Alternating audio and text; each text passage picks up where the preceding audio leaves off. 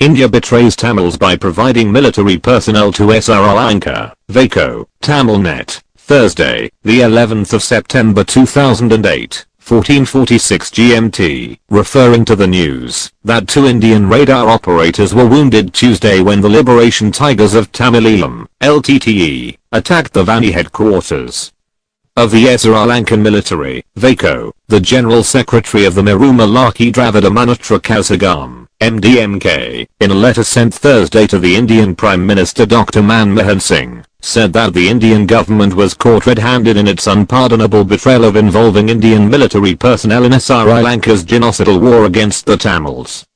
He blamed the top-level bureaucrats in India, particularly the National Security Advisor, for clandestinely conspiring with the Sri Lankan government. Mr. Vaiko urged the Indian Prime Minister to immediately withdraw and call back the Indian technicians and military personnel from Sri Lanka. He charged that, according to the information he had, there was a large number of Indian technocrats and military personnel, up to 265 persons, were fully engaged and assisting the Sri Lankan military.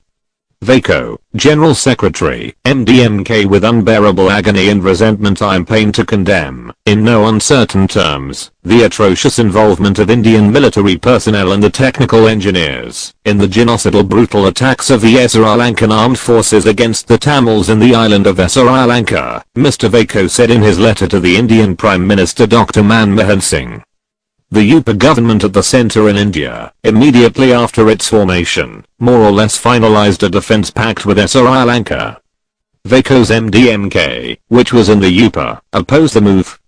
After Vaiko presented a detailed memorandum in person to Dr. Manmohan Singh, he dropped the move to go ahead with the defense pact.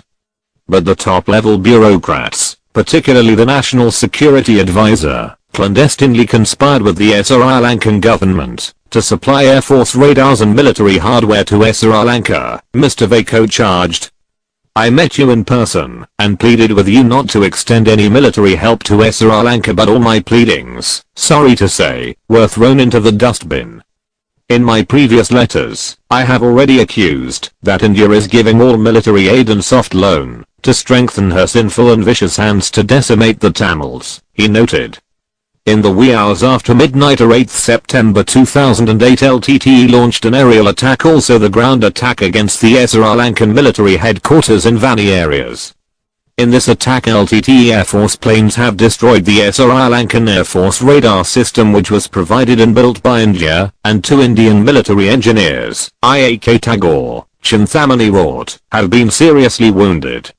Now the Indian government is caught red-handed in its unpardonable betrayal against the Tamils. The Indian government, without an iota of humanism, refused to send food and medicines collected in Tamil Nadu to enable the International Red Cross Society to provide solace to the suffering Tamils, he further blamed. I would urge upon the Indian Gov to withdraw and call back the technicians and military personnel from Sri Lanka, and stop forthwith any sort of military assistance, direct or indirect,